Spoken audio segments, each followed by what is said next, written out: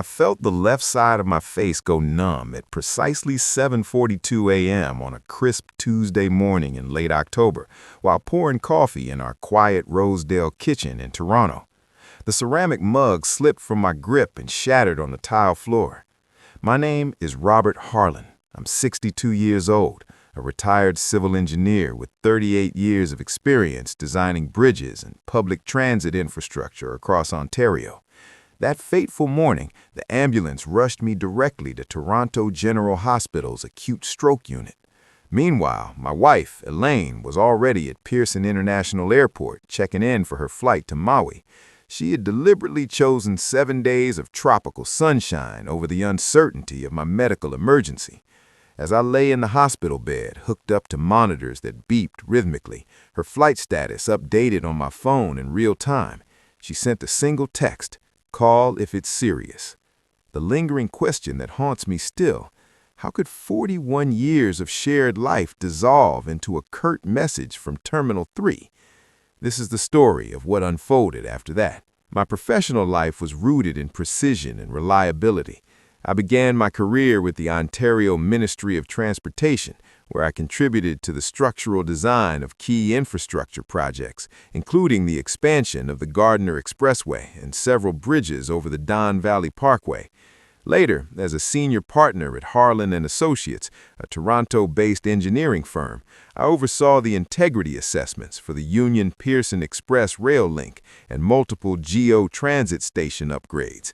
In engineering, everything comes down to exact measurements, tolerances in millimeters, load-bearing capacities calculated to the nearest kilonewton. A single miscalculation could lead to catastrophic failure, endangering lives and costing millions. I retired at age 60 with an impeccable record, having ensured the safety of countless commuters.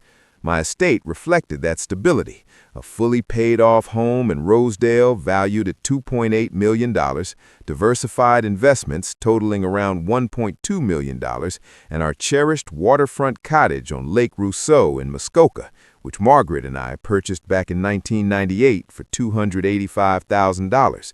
Today, it's appraised at $1.4 million. Margaret, my first wife, succumbed to pancreatic cancer 7 years ago, just before Christmas.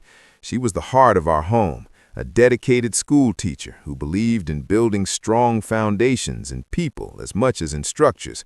She named the cottage Haven and often said, "Robert, if you're going to build something enduring, ensure it protects what truly matters most." Her words guided me long after she was gone. Elaine entered my life 4 years after Margaret's passing. We met at a fundraiser for the Toronto Symphony Orchestra at the Four Seasons Hotel downtown. At 53, she was full of vitality, running her own interior design firm, specializing in high-end residential projects. I was drawn to her organizational skills and optimistic outlook. Over the years, I supported her generously, paying off $95,000 in business loans, co-signing the lease for her studio space on Queen Street West, and funding her frequent Maui vacations, which she claimed were essential for creative inspiration. In the previous year alone, I transferred $68,000 to her personal account under the label Working Capital. She viewed it as a true partnership. I saw it as an act of kindness and commitment. Her son from a previous marriage, Derek Thompson, now 34 and living in Vancouver, visited infrequently. Elaine always excused it by saying he was still finding his path in life. The Muskoka cottage remained solely in my name, per Margaret's explicit wish in our original estate planning. I never altered the deed after marrying Elaine. She teased me about it once during a dinner at the Keg Steakhouse on King Street.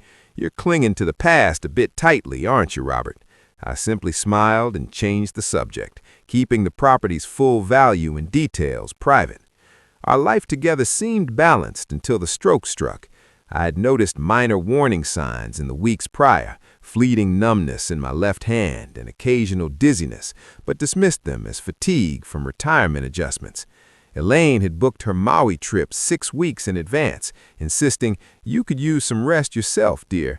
I'll bring back stories and maybe a souvenir." I agreed without question, as I often did, But on the morning of my collapse, she departed for the airport at 5:15 a.m., leaving without even a goodbye note. In that moment, I sensed the first subtle shift in our foundation, though I hadn't yet begun to quantify the extent of the instability. That should have been enough, but I was still holding the door open.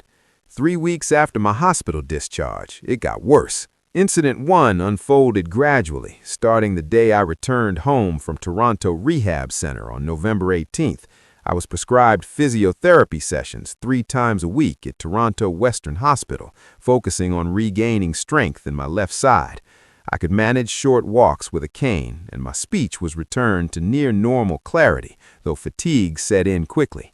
Elaine met me at the front door of our Rosedale home with a warm smile and bags of takeout from the Keg Steakhouse on Avenue Road, steak frites and Caesar salad, my favorites. We sat at the kitchen table, and as we ate, she scrolled through her phone, showing me vibrant photos from her recent Maui trip: turquoise waters at Wailea Beach, sunsets over the Pacific, and her lounging by the pool at the Fairmont Kealani Resort. "These images have reignited my creativity," she said enthusiastically.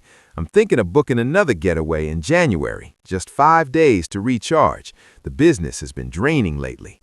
She paused, setting down her fork, and looked me directly. "Robert, I could use $12,500 to cover the flights and the suite upgrade. It's an investment in my well-being, which benefits both of us." Her tone was matter-of-fact, as if this were a routine request. I hesitated for a moment, feeling a twinge in my chest, not from the stroke residuals, but from a growing unease. Still, I pulled out the checkbook from the drawer and wrote the amount, my hand trembling slightly on the pen. She leaned over and kissed my forehead gently. "You're the absolute best, darling. I don't know what I'd do without you." That night, as I lay in bed staring at the patterned ceiling, Margaret's words echoed in my mind. She would have questioned why I was funding escapes that excluded me entirely, trips that seemed more like solitary indulgences than shared experiences. But I pushed the thought aside and stayed silent, convincing myself it was just a phase. That should have been enough, but I was still holding the door open. 4 months later, in early March, it escalated further. Incident 2 began innocently enough on a rainy afternoon. I was in my home study, surrounded by stacks of old blueprints from past projects, the original designs for the Humber Bay Arch Bridge, and elevation plans for the Eglinton Crosstown LRT. The rhythmic patter of rain on the window provided a soothing backdrop as I reviewed them for nostalgic sake. From the adjacent kitchen, I heard Elaine's voice, loud and clear. She had put her phone on speaker mode during a call with her sister, Patricia, who lived in Ottawa. "Robert's definitely slowed down since the stroke," Elaine said, casually, as if discussing the weather. "He's more of a burden these days, honestly. Needs help with simple things, and his energy is just gone. And don't get me started on that Muskoka cottage. He refuses to even entertain selling it, calls it sentimental value tied to Margaret, as if that's practical. I could really use that cash infusion for the business expansion. Clients are demanding more upscale materials." There was a brief pause, followed by Patricia's laughter echoing through the line. Elaine joined in. "Yeah, exactly. Well, if something unfortunate happens to him sooner rather than later, at least Derek and I would be properly set up. No more scraping by on these intermittent transfers." I froze in the hallway just outside the kitchen door, my cane gripped tightly in my right hand, hidden from view. She had no idea I was listening. Margaret's advice resurfaced unbidden. "Always listen twice as long as you speak. That's how you uncover the real stresses." I retreated quietly back to the study without confronting her. That evening, under the guise of organizing our finances, I began poring over our bank statements more meticulously than ever before. Small, unauthorized transfers caught my eye. $4,200 to a boutique in Honolulu, $7,800 for travel sundries at a Maui retailer, and another $5,600 labeled vaguely as consulting fees. These weren't joint decisions. They were unilateral withdrawals from accounts I primarily funded. I said nothing aloud, but internally, the engineer in me started mapping the patterns. I began monitoring more closely, installing a simple banking alert app on my phone for real-time notifications. That should have been enough, but I was still holding the door open. 7 weeks later, in early May, it crossed an irreversible threshold. Incident 3 struck in the dead of night.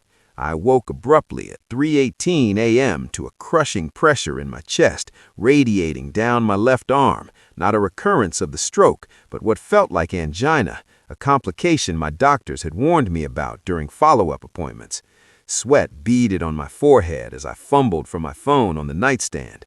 Breathing shallowly, I dialed 911 myself, describing my symptoms to the dispatcher in calm, measured tones honed from years of crisis management on construction sites. The paramedics arrived at our Rosedale address in exactly 12 minutes, their sirens cutting through the silent neighborhood. They stabilized me en route with oxygen and nitroglycerin, then wheeled me into Toronto General Hospital's emergency department for the second time in months.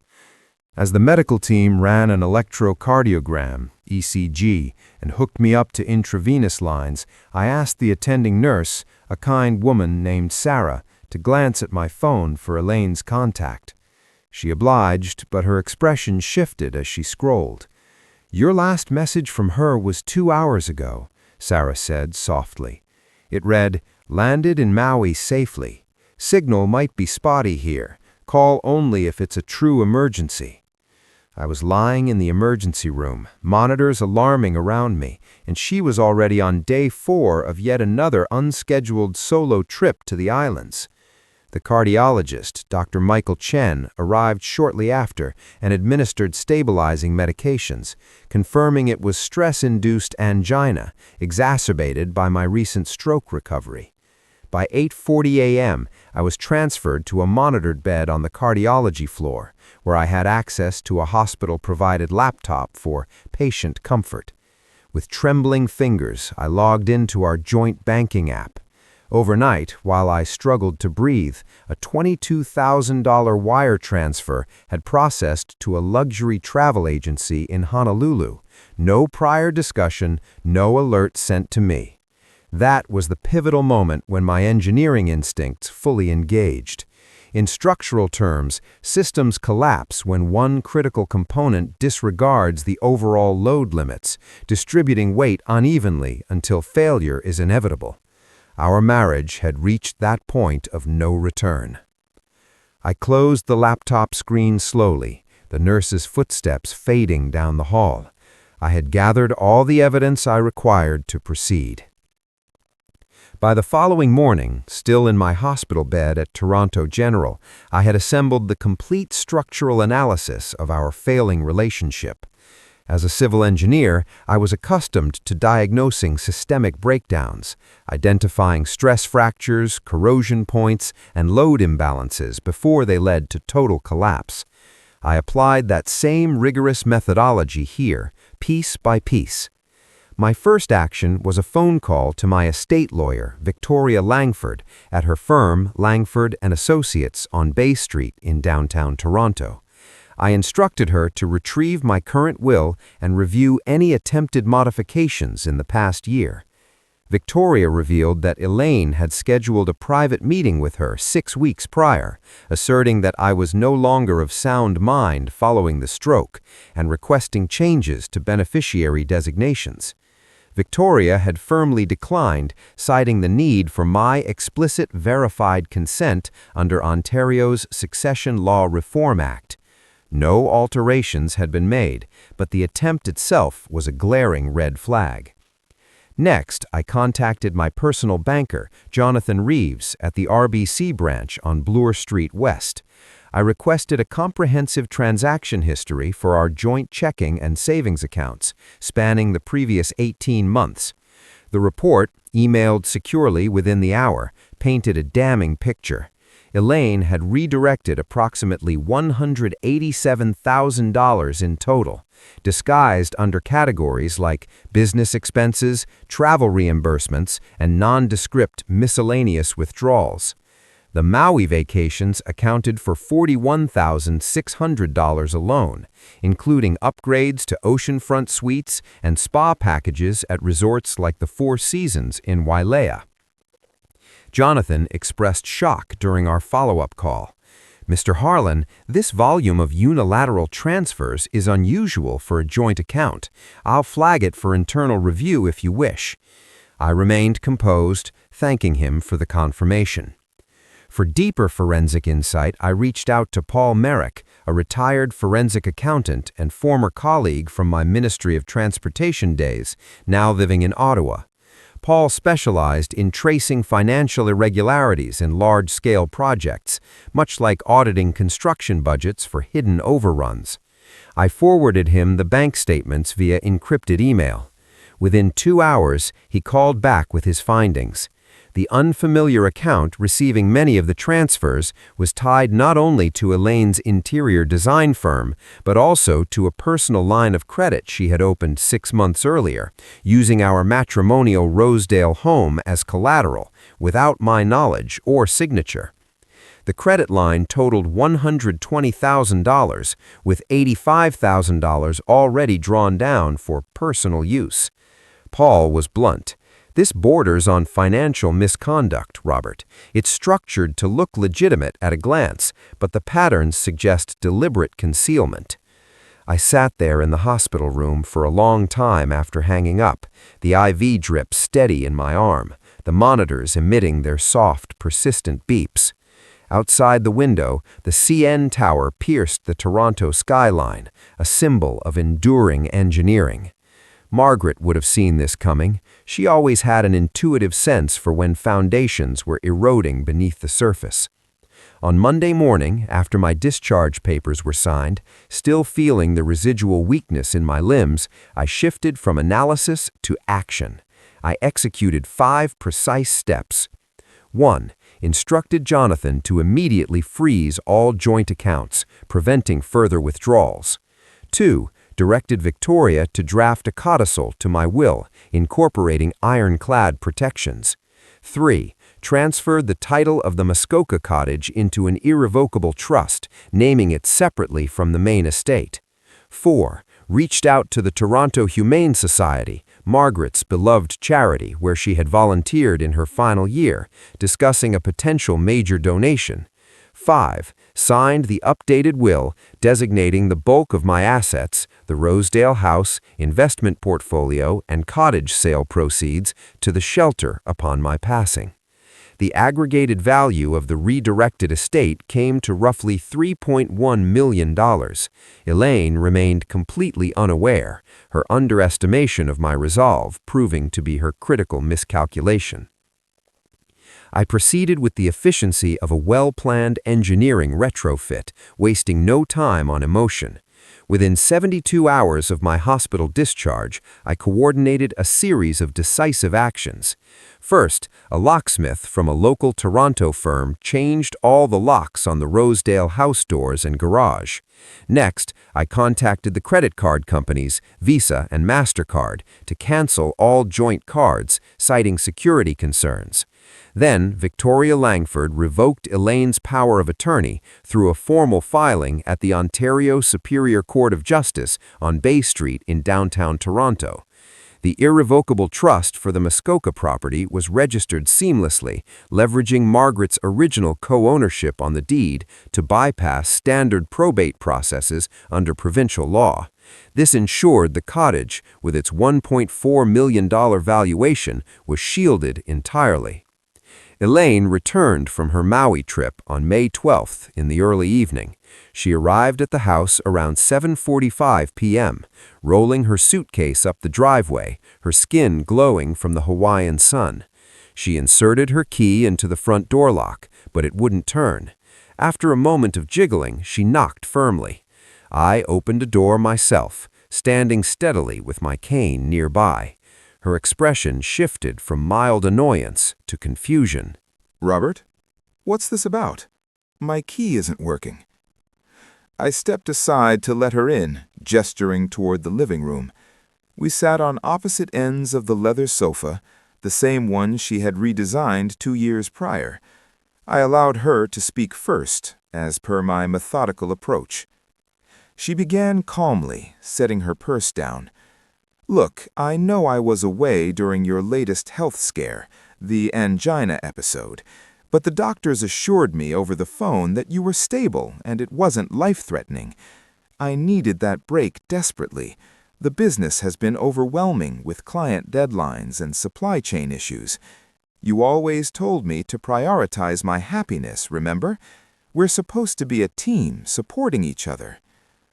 She elaborated for nearly 2 full minutes, her voice steady and almost persuasive, weaving in justifications about self-care and mutual understanding. "I thought you'd be okay with it, given how independent you've always been. It's not like I abandoned you permanently." I waited patiently until she finished, maintaining eye contact without interruption. Then, in a single composed statement, I laid out the facts. "Elaine, from March of the previous year through this May, you have redirected $187,000 from our joint accounts that I primarily funded. You secured a $120,000 line of credit against our matrimonial home without my consent or disclosure. And while I was admitted to Toronto General with unstable angina, fighting for breath in the emergency room, you were uploading sunset photos from your suite in Wailea to social media." Her face transformed gradually, initial confusion giving way to dawning realization, then the color visibly draining from her cheeks as the implications sank in. She opened her mouth to respond, but no words came immediately. I continued evenly. "Elaine, on May 9th, while you were en route to Maui, I executed a codicil to my will. The entire estate, including the Rosedale house, the investment holdings, and the Muskoka cottage, has been bequeathed to the Toronto Humane Society, Margaret's preferred charity. You are entitled only to the statutory minimum spousal allowance under Ontario's Family Law Act, nothing more." She stared in stunned silence, her hands clasped tightly in her lap. No raised voices, no tears, just a heavy quiet that filled the room. Finally, she whispered, "Why, after all these years?" My response was final and factual. Because structural integrity fails irreparably when trust is systematically undermined. That trust eroded the instant you prioritized Maui over my survival. I rose from the sofa. "Your personal belongings are packed and waiting in the guest room. The locks will be fully rekeyed by tomorrow morning. It's time for you to leave." She gathered her things without argument and departed quietly into the night, her suitcase wheels echoing down the driveway. 2 weeks later, Victoria confirmed the codicil's official registration with the court, along with the freezing of all shared financial assets. The director of the Toronto Humane Society, Margaret Ellison, no relation to my late wife, called me personally from their headquarters on River Street.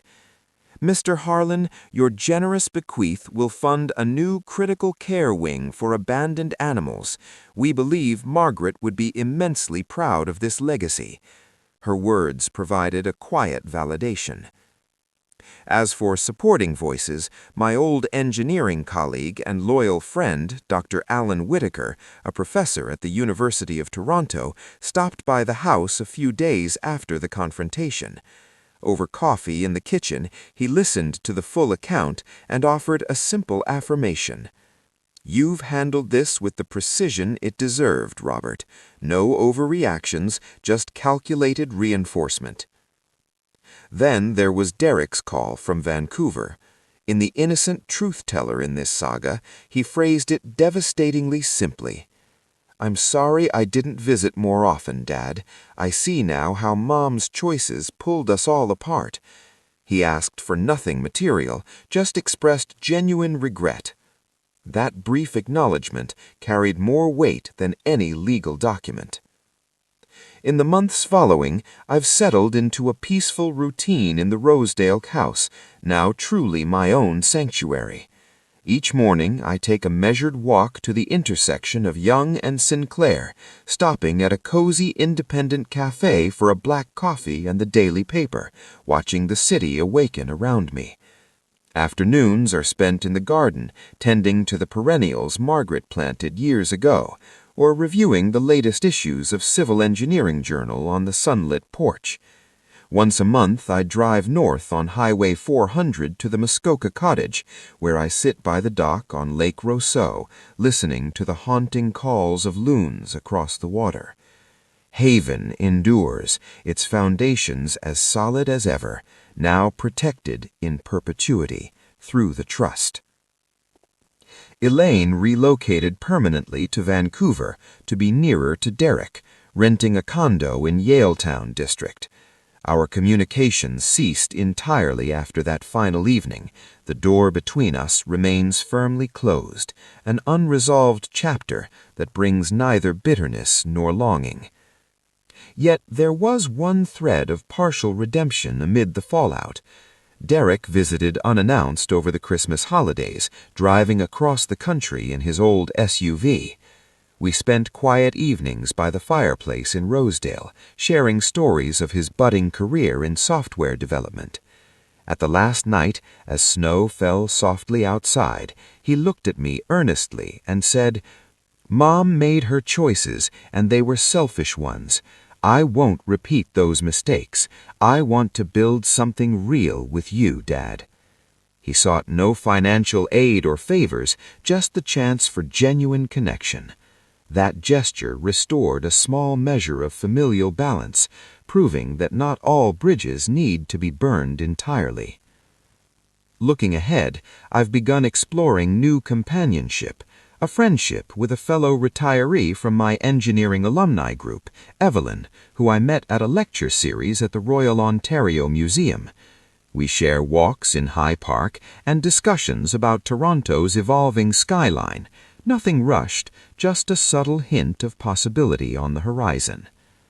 If you're viewing this and find yourself in a comparable circumstance, perhaps extending generosity that's been exploited, or overlooking incremental cracks in your personal foundations, my advice, offered only if you seek it, is this: measure twice before committing to any load. In engineering, as in life, trust functions like load-bearing steel. Once it buckles under repeated strain, no patchwork repairs can restore its original resilience. Safeguard what matters most before the damage spreads uncontrollably.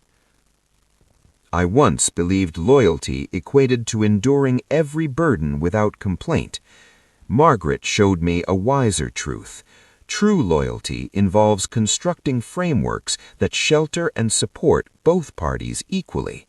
When one side dismantles those supports, the prudent engineer must redesign accordingly, prioritizing stability over sentiment. I was pouring coffee in the kitchen when the stroke overtook me.